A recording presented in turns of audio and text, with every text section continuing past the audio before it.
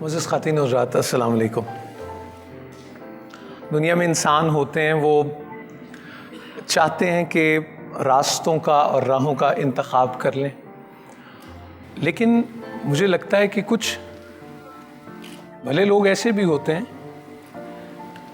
کہ جن کی راہیں اور راستے منتظر ہوتے ہیں۔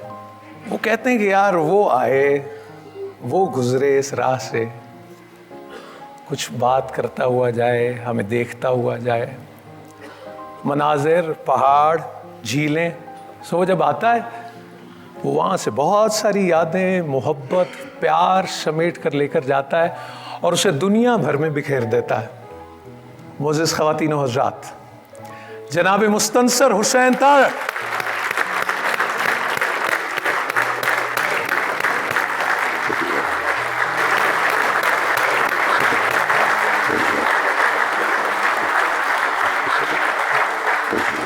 السلام علیکم۔ وعلیکم السلام۔ پاکستان لکھتے ہیں، پاکستان دیکھتے ہیں، پاکستان اوڑھتے ہیں۔ کیا ہے پاکستان آپ کے لیے؟ وطن کے حوالے سے میں صرف یہ عرض کرنا چاہتا ہوں کہ میں اس مٹی کا بیٹا ہوں اور میں اس مٹی کا حق ادا کرنا چاہتا ہوں۔ میری جتنی تحریریں ہیں ان میں اگر کوئی قوت ہے تو وہ اس سرزمین کی ہے، اس کے شجر، اس کے پہاڑ، اس کے دریا اور اس کے لوگ، یہی مجھے تقویت دیتے ہیں اور میں ان کے سوا ایگزسٹ نہیں کر سکتا۔ میں صرف کمیٹڈ ہوں، فیتھفل ہوں، ڈائی ہارڈ ایک جانثار ہوں، صرف اس سرزمین کا، کسی شخص کا نہیں، کسی پارٹی کا نہیں۔ ڈاکٹر صاحب، آپ سے محبت کیوں کرتے ہیں لوگ اتنی زیادہ؟ یہ تو کوئی بات نہ ہوئی۔ میں اس قسم کے ٹیکنیکل سوالات کا جواب تو نہیں دے سکتا، لیکن یہاں پہ بر صغیر کے سب سے بڑے ناولسٹ عبداللہ حسین تشریف رکھتے ہیں اور بانو آپا۔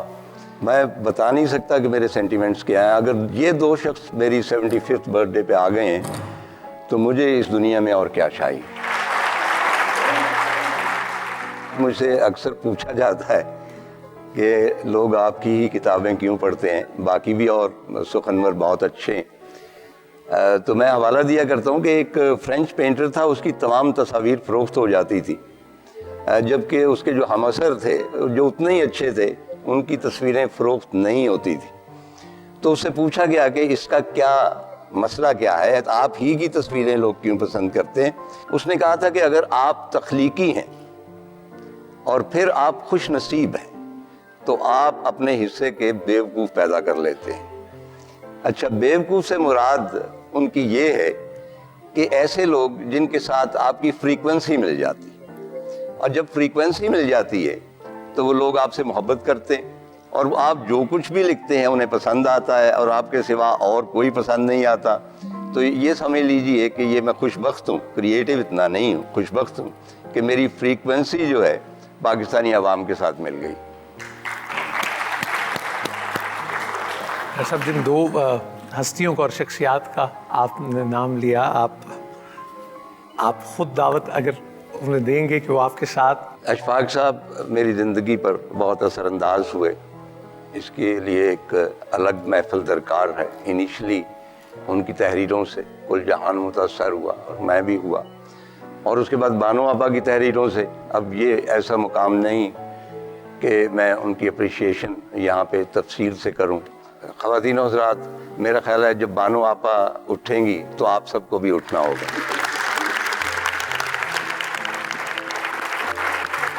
میرا خیال ہے آپ کو پھر ایک مرتبہ اٹھنا پڑے گا، کیونکہ بر صغیر کے سب سے بڑے ناولسٹ عبداللہ حسین صاحب یہاں تشریف رکھتے ہیں۔ میں ان سے گزارش کرتا ہوں کہ وہ تشریف لائیں۔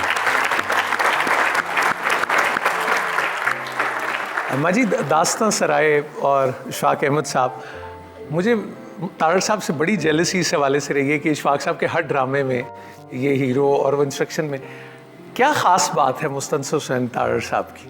مستنصر اب تو میں کہہ نہیں سکتی، آپ لوگوں کو عجیب سا لگے گا کہ چھوٹا سا بچہ ہوتا تھا، بالکل چھوٹا سا بچہ، اور میرے گھر آیا کرتا تھا اور مجھے خان صاحب کے ساتھ تو لپٹ ہی جاتا تھا، مجھ سے ذرا ذرا ڈرتا تھا کہ جس ہم ماؤں سے یا نانیوں دادیوں سے ڈرتے۔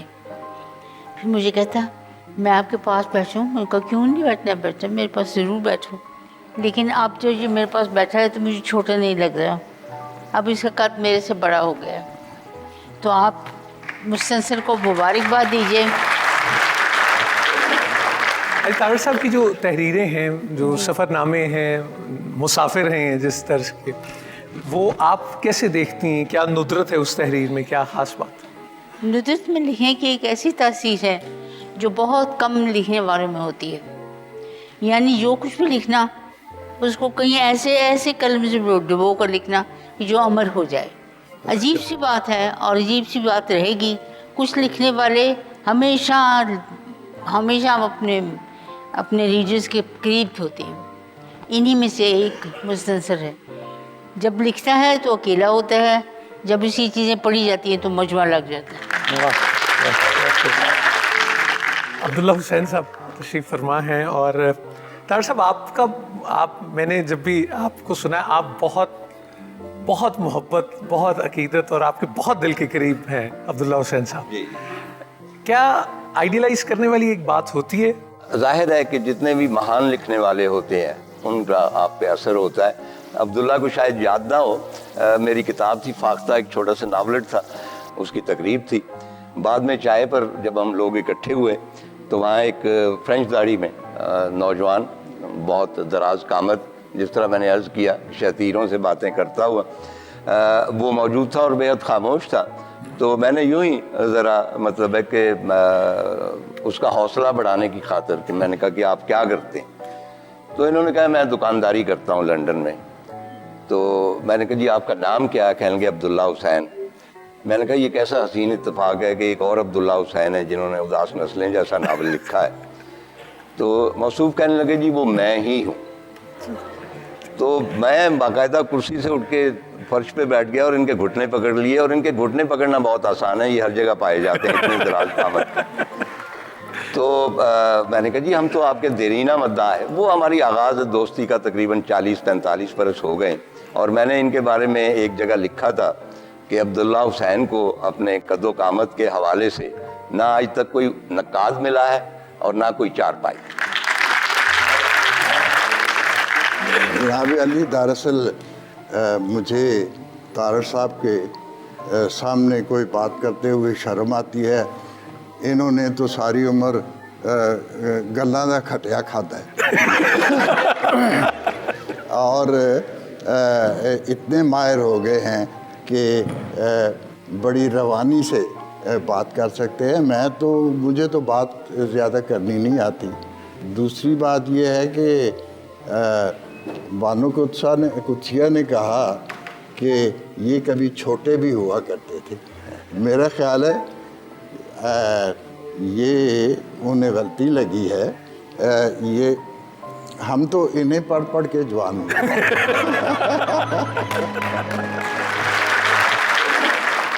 بڑے باصلاحیت نوجوان بیٹھے ہیں. اے غزال شب, گزارش کروں گا سرمد خوسٹ سے ایک ٹکڑا ہمارے ساتھ شیئر. آپ کی تالیوں. السلام علیکم. اب اگر میری اردو صحیح نہ نکلے تو اس میں میرا قصور نہیں ہے, اس کیفیت کا قصور ہے جو میں اس وقت جس سے گزر رہا ہوں. بٹ یہ چاچا جی کے لیے, ان چاچا جی کے لیے جو ہم جب اسکول جاتے تھے تو اسکول جانے کا دل صرف اس لیے نہیں کرتا تھا کہ کسی طرح چاچا جی کچھ دیر کے لیے ہمیں روک لیں اور وہ 5 منٹ کا کارٹون ضرور دکھا دیں. تو میری بچپن کا, میری یادداشت کا, میرے بڑے ہونے کے اس پروسیس کا ایک بہت بڑا سرمایہ, ایک بہت پیاری اور اچھی یاد مستنصر صاحب کے لیے. اے ارجن, عارف نقوی ایک نئے اعتماد سے گویا ہوا اور اس کی آواز میں جو سہج گھمبیرتا تھی وہ الحمرا کی سٹیج کے اوپر چھت پر تانے ہوئے ریشمی پردوں تک گئی اور ان میں ایک ہلکی لرزش نے جنم لیا. میں سب کا پیدا کرنے والا ہوں, مجھ سے یہ ساری کائنات کا نظام چل رہا ہے.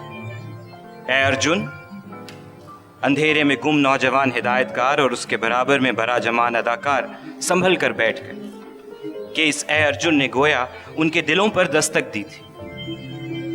سارے جانداروں کے اندر میں ہوں, کائنات کا شروع اور اخیر میں ہوں. मैं ही इब्तदा और मैं ही इंतहा।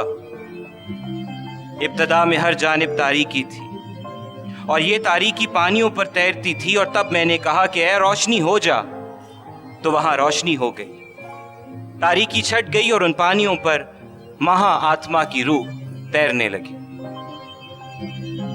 तुम ये क्या कह रहे हो आरिफ? हिल्ट्रेड की राख की सुलगाहट ने हैरत से कहा। तुम रामायण, बाइबल और कुरान को गटमट कर रहे हो, क्या इनमें कुछ फर्क है?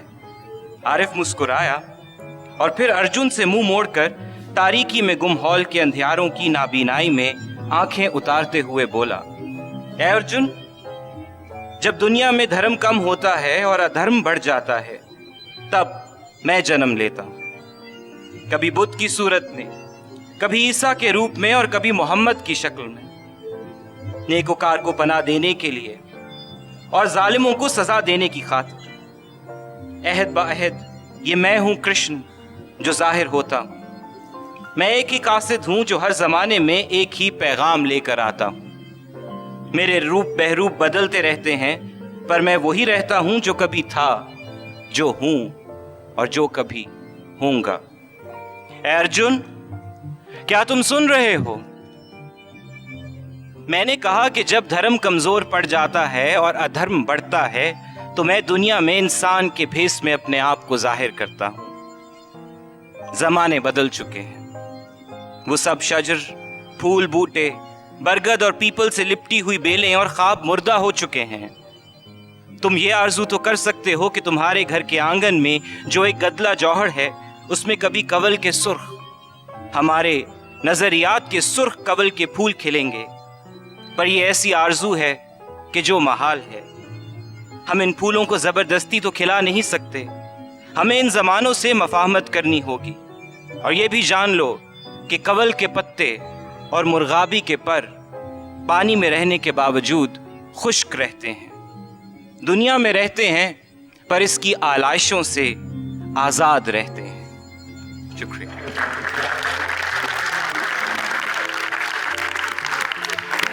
बहुत अच्छा पढ़ा और मैं शुक्रगुजार हूँ। एट टाइम्स कुछ ऐसे फिक्रे आते हैं जो आपने लिखे होते हैं, लेकिन उनकी मानवीयत तभी खुलती है जब सरमद जैसा बंदा उनको रिसाइट करे। अरे वाह, वाह। मुल्क की मुमताज़ गुलकारा, फनकारा, और वो किस तरह से आज की इस तकरीब में अपनी मोहब्बत और अकीदत का इजहार करेंगे, आप देखेंगे। फरिया परवेज।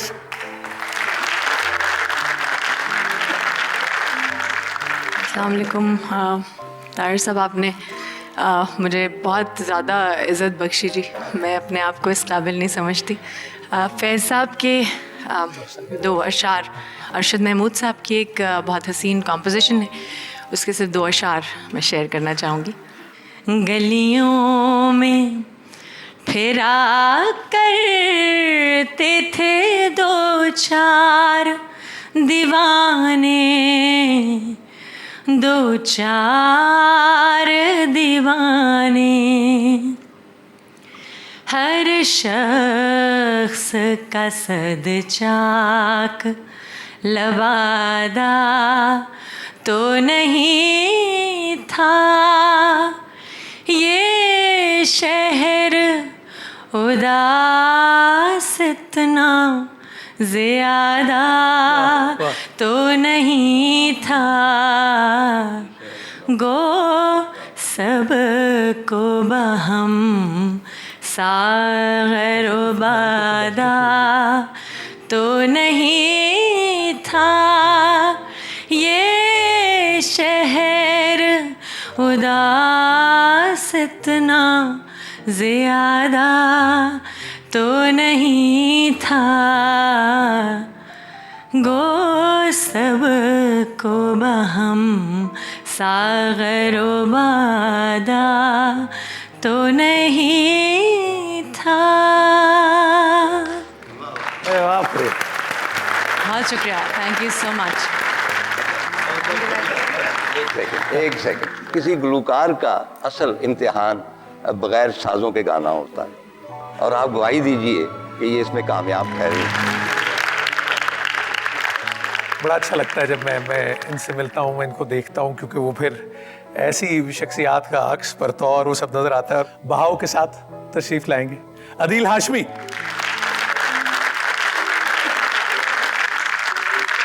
اس کے سفید پروں تلے ریت تھی, سفید پر جو ایک دوسرے کے ساتھ کہیں چھو جاتے تو ان میں سے چنگاریاں پھوٹنے لگتی تھیں. ان میں نمی کا ایک قطرہ بھی نہیں تھا. خون صرف دل کے ارد گرد گھومتا تھا, پروں میں سوکھ چکا تھا. ان میں دوڑنے والی سرخ نمی خشک ہو چکی تھی. اس زبان کی طرح جو اس کے تالو سے ایک مردہ سانپ کی مانند چپکی ہوئی ہو. جسم زندہ تھا, اسی لیے اڑان میں تھا. پرندے کی آنکھوں میں البتہ توانائی تھی, مگر ڈوبتی ہوئی, اور اس کے پنجے نیچے سے اٹھتی ہوئی گرم لو میں جھلس رہے تھے. اس نے انہیں سمیٹ کر بدن کے ساتھ لگانے کی کوشش کی, لیکن بدن بھی آگ تھا کہ اسے بجھانے کے لیے کہیں نمی کا کوئی سانس نہیں تھا. اس نے پھر انہیں ڈھیل دے کر لٹکا دیا. اس کے سفید پروں تلے ریت تھی اور وہ اڑان میں تھا. سفید پر جو اب شاید سفید نہ رہے تھے, بھورے ہو رہے تھے. ان میں جذب ہوتی ہوئی حدت ان کا رنگ بدل رہی تھی, جیسے گرم توے پر بکھرا سفید آٹا بھورا ہونے لگتا ہے. گوشت کو اپنے ہی پروں کی تپش بے جان کیے دیتی ہے, اور ریت کے ذروں میں سلگتی تپش اس کے پروں کی جانب لپکتی تھی اور ان میں چھید کرتی تھی. اس لپک میں ایک کشش تھی, ایک سندیسا تھا, ایک بلاوا تھا کہ اڑان ختم ہو جائے, یہ بھٹک جانے کا سفر اختتام تک پہنچے, ان پروں میں سکت نہ رہے, ساکت ہو جائیں, انہیں سمیٹ لیا جائے اور یہیں اس ریت میں اترا جائے تو پھر کیسا لگے. پرندے کی سگڑتی آنکھوں نے نیچے دیکھا. اس نے پیر سمیٹے اور پڑپڑاتا ہوا نیچے اترنے لگا. اس کے جھلستے بھورے پر, تالو سے چپکی زبان, بھربھری چونچ اور چنگاریوں سے بویا ہوا بدن پانی پانی لپکنے لگا. اور پھر اس نے دیکھا, اپنی سوکھتی ڈوبتی آنکھوں سے دیکھا کہ پانی کے ہر قطرے میں اس کی اپنی شکل ہے. وہاں بے انت اور ان گنت پرندے ہیں. وہاں اتنے پرندے تھے جتنے پرندے آج تک پیدا ہوئے, جو ہیں وہ بھی, جو نہیں ہیں وہ بھی, اور جو ہوں گے وہ بھی. سب اس کے ہم شکل, اس جیسے, اس کی اڈیک میں. ہمارے پاس اتر آؤ, ہم تمہارا ہی انتظار کر رہے ہیں. یہ سراب تو نہیں, یہ سراب تو نہیں. اس نے ہر پرندے سے باری باری پوچھا اور کسی نے بھی جواب نہ دیا, کیونکہ یہ سراب نہ تھا. وہ جھیل کنارے پرندوں کے غول کے درمیان میں آ گرا.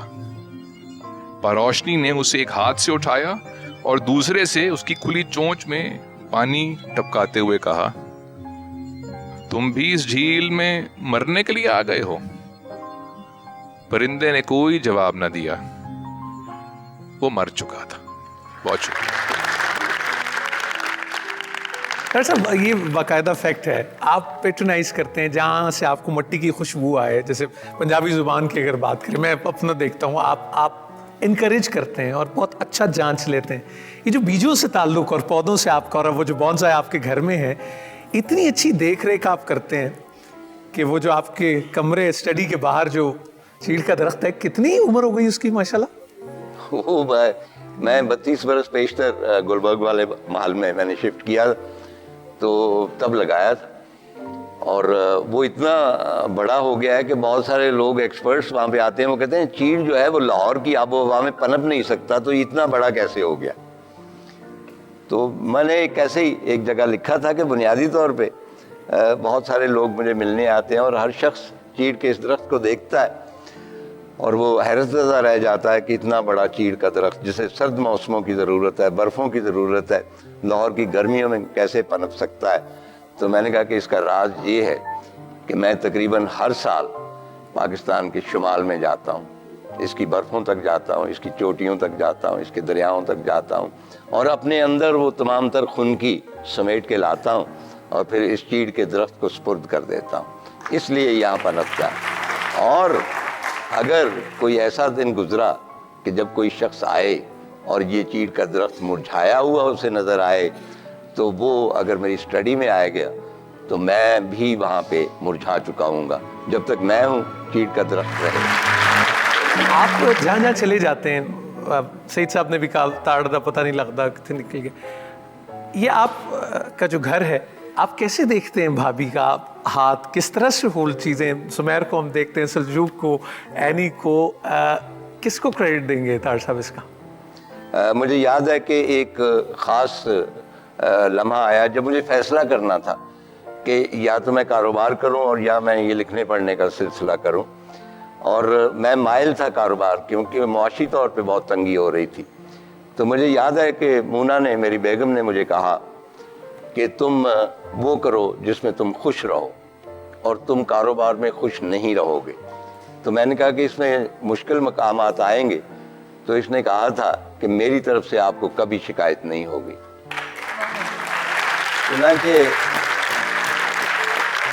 اس کی جانب سے مجھے کبھی فائنینشیل حوالے سے کوئی شکایت نہیں ہے، اور وہ جو شکریہ ادا کرتے ہیں ظاہر ہے میں بھی ان کا شکریہ ادا کروں گا۔ 43 سال ہو گئے ہیں انہوں نے میرے ساتھ گزارا کیا، اور 43 سال ہی ہو گئے ہیں کہ میں نے بھی اس کے ساتھ گزارا کیا۔ ٹیلی ویژن کا ایک بہت شناسا نام، اور پھر اگر ہم کرنٹ افیئرز اور حالات حاضرہ کی بات کریں، جیو ٹی وی کی بات کریں، 50 منٹ کی بات کریں، گورنمنٹ کالج لاہور کی بات کریں، تو کیسے ان کا ذکر نہیں آئے گا؟ میں گزارش کروں گا عبدالرؤف صاحب سے کہ وہ تشریف لائیں اور اپنے خیالات کا اظہار فرمائیں۔ میں نے بہت سی کتابیں پڑھی، تارڑ صاحب کی ناول بھی بہت سارے پڑھے، قربت مرد میں محبت، راکھ، پھر یہ خس و خاشاک زمانے۔ ہم باہر فلم جب پڑھتے تھے تو وہ کہا جاتا تھا کہ اچھا اسکرپٹ وہ ہوتا ہے جس میں دو طرح کی متھ چل رہی ہو، اس میں پلاٹ کی متھ بھی ہو اور کیریکٹر کی متھ بھی ہو۔ تو دونوں چیزیں آپ کو محسوس ہوں گی اگر آپ تارڑ صاحب کو پڑھیں، کہ پلاٹ کی متھ بھی بڑی مضبوط طریقے پہ سامنے آئے گی۔ چاہے راکھ اگر آپ کو یاد ہو تو وہ 4 مرغابیوں کا قصہ، خس و خاشاک زمانے میں چاچا کا کردار مجھے نہیں بھولتا، وہ مری ہوئی مرغیاں اور اس کے ساتھ اس کی اپنی اکڑ، وہ گردن میں خم، اور وہ اگر آپ کو یاد ہو وہ سڑک جو ان کے مرنے کے بعد تارڑ صاحب نے جیسے ذکر کیا ہے کہ وہ سڑک بھی تھوڑی سی ٹیڑھی ہو گئی ان کی قبر بننے کے بعد۔ حقیقت یہی ہے کہ تارڑ صاحب ایک بہت بڑا نام ہے اور اس کے ساتھ ساتھ ایک بہت بڑے آدمی بھی ہیں۔ ان کا ویژن جو ہے وہ بنانے میں، میرے خیال میں ایک بڑے آدمی کا ویژن جو بنتا ہے، ایک بڑے رائٹر کا ویژن جو بنتا ہے، اس میں اس کا جو پڑھنا، اس کا مطالعہ اور اس کے ساتھ ساتھ اس کا مشاہدہ، یہ دونوں چیزیں اس کا امتزاج ہو جائے تو بڑی خوبصورت چیز سامنے آتی ہے جو ہمارے سامنے ان کی تحریروں کی شکل میں آئی ہے۔ بہت شکریہ۔ اور صاحب کیسا لگا آپ کو آج؟ اگر پوچھوں، آپ ماشاءاللہ آپ کے اتنے چاہنے والے، اتنے محبت کرنے والے ہیں۔ میں پھر واپس جاؤں گا اپنے گاؤں، اور یہ بھی میری والدہ نے بتایا تھا کہ جب میری پیدائش ہونی تھی تو میرے دادا جان داخل ہوتے تھے گھر میں، اور ہل جو ہے وہ بہت ہیوی چیز ہوتی ہے، وہ اپنے کاندھے پر انہوں نے اٹھایا ہوتا تھا۔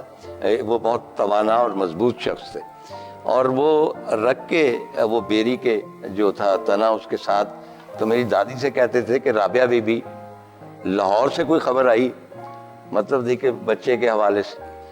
تو اسی طرح ایک شام تھی جب وہ آئے تو انہوں نے پوچھا کہ رابعہ بی بی کوئی خبر ہے؟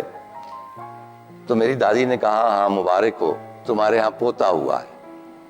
تو میرے دادا نے اپنا ہل وہاں پہ رکھا اور اپنی کھدر کی جو پگڑی تھی وہ اتاری، اور وہ بیری جو تھی اس کے نیچے کچے فرش پر بچھا دی، اور وہاں پہ آلتی پالتی مار کے بیٹھ گئے اور کہنے لگے کہ رابعہ بی بی پورے گاؤں کو خبر کرو کہ میرے گھر پوتا ہوا ہے، اور میں مبارکبادیں لینے کے لیے یہاں بیٹھا ہوں، مجھے آئیں اور مبارکبادیں دیں۔ چنانچہ جس طرح میرے والد نے بھی بتایا، تو مثلا کمہار آیا تو وہ برتن لے کے آیا یعنی سوغات کے طور پر, اور میری دادی نے اس کو گندم کے دانے دیے یا جو بھی سوغات ہوتی ہے. اسی طرح لوہار جو آیا اس نے ایک برتن دیا. جو ملاح ہے, کیونکہ چناب کے کنارے ہمارا گاؤں تھا, اس نے اپنی کشتی کا ایک کیل دیا. اور جو میراثی تھا اس نے چھت پہ کھڑے ہو کے, اس کو توتڑی کہتے تھے, وہ توتڑی بجائی. اور جو داروگر تھے انہوں نے آتش بازی چھوڑی. چنانچہ جب یہ سب کچھ ہو گیا تو میرے دادا نے وہ جو چادر پھیلی ہوئی تھی جس میں وہ مبارکبادیں لیتے رہے اس کو طے کیا. اس میں تھا کچھ نہیں, اس کو طے کیا اور کہنے لگے کہ اس میں میرے پوتے کی مبارکبادیں محفوظ ہیں اور یہ آئندہ میں پگڑی باندھوں گا نہیں, اس کو میں محفوظ رکھوں گا.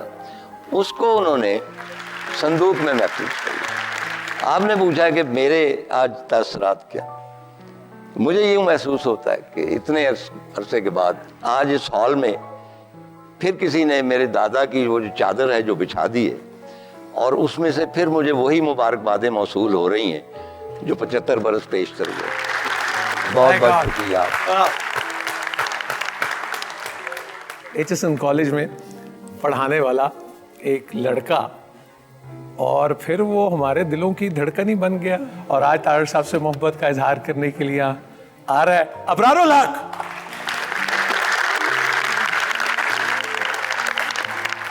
یہ ہمارے ایک نیشنل ہیرو ہیں اور نیشنل پرائیڈ ہیں, اور اللہ تعالیٰ آپ کو لمبی زندگی تندرستی عطا فرمائے. عبداللہ صاحب کو لمبی زندگی تندرستی عطا فرمائے. ابرار الحق اگر یہاں ہیں تو مجھے کچھ کہنا ہے یا آپ نے کہنا ہے؟ پھر میں وہی سنا دوں آپ کی اجازت سے. رنگ رنگ جو میں نے اشفاق صاحب کے ساتھ میری ملاقات ہوئی تھی جی, اور وہ کیا ملاقات تھی. میں دو بزرگوں کو بات کرتے ہوئے سن رہا تھا, ایک اشفاق صاحب تھے اور ایک مولانا طارق جمیل تھے, اور موسیقی کے حوالے سے بھی انہوں نے ڈیفینڈ کیا مولانا طارق جمیل کے سامنے. تو عجیب گفتگو تھی وہ, میرے رونگٹے کھڑے ہی رہے تھرو آؤٹ, میں بتا ہی نہیں سکتا, وہ میرے بیان سے باہر. اس کے بعد جب میں گھر آیا تو سوچتا رہا, اور اسی دوران اسی کی انسپریشن سے, اس میں کوئی شک اور کوئی شبے والی بات نہیں ہے, وہ تیرے رنگ رنگ والا جو کلام تھا وہ میں نے وہ لکھا, اور میں وہ پیش کر دیتا ہوں آپ کی خدمت. ہر سو ہر جا ہر سو ہر جا تیرے رنگ رنگ تیرے رنگ رنگ تیرے رنگ رنگ یہ رنگ رنگ مولا رنگ رنگ تیرے رنگ رنگ تیرے رنگ رنگ تیرے رنگ تو نے عطا کیا میں نے بھلا دیا, تو نے پھر سے دیا نا شکر کیا نا شکر کیا, تو نے اور دیا دیتا ہی گیا, منہ موڑ دیے دریا کے میں نے ہوا میں اڑنا سیکھ لیا, میں نے ہوا میں اڑنا سیکھ لیا. میری اگلی نظر ستاروں پر, پھر بھی میں تیرے سہاروں پر.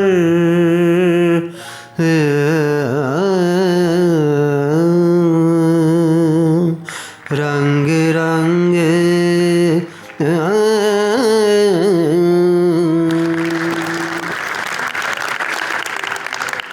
غار ہرا میں ایک رات, اس کا جو ہے پہلا مصرع وہ غالب سے مستعار ہے کہ تپش شوق نے ہر ذرے پہ ایک دل باندھا.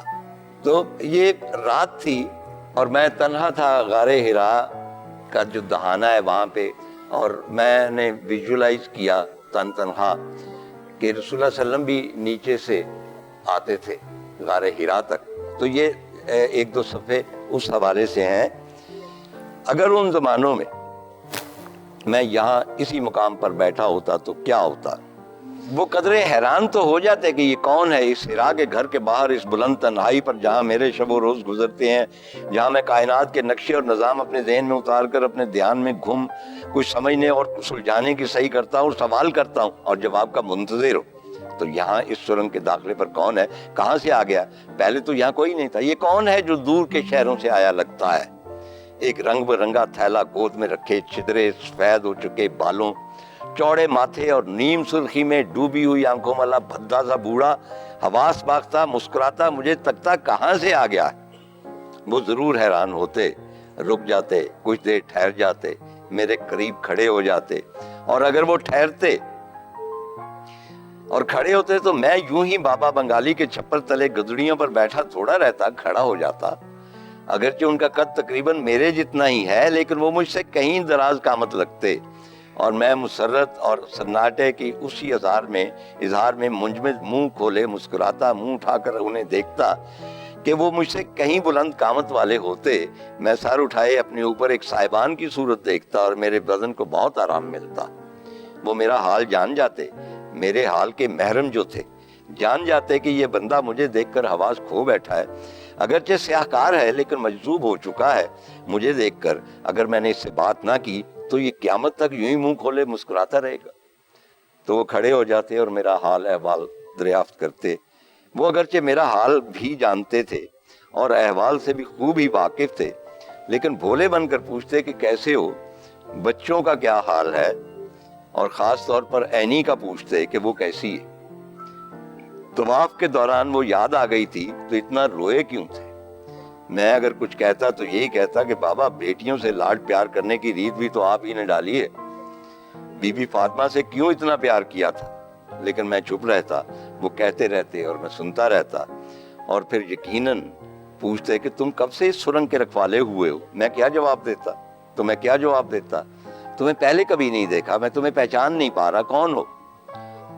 मैं अपनी छोटी टार्च गिरफ्त में लिए उनसे छुपाए शर्मिंदा सा खड़ा रहता, और फिर कुछ ना सूझता तो कहता, आप कैसे मुझे पहचान सकते हैं बाबा, आपने कभी मुझे देखा ही नहीं। बाबा आपकी डाची कस्बा जो मेरे वजूद की गलियों में छन छन करती गुजरती है, मैं तो उसके पीछे चलने वाला, उसकी मेंगनियां समेटने वाला हूं। आपने मुड़कर कभी देखा ही नहीं, इसलिए आप पहचान नहीं रहे। छन छन कर दी गली विचों लंघ दी, साडे सजना दी डाची बदामी रंग।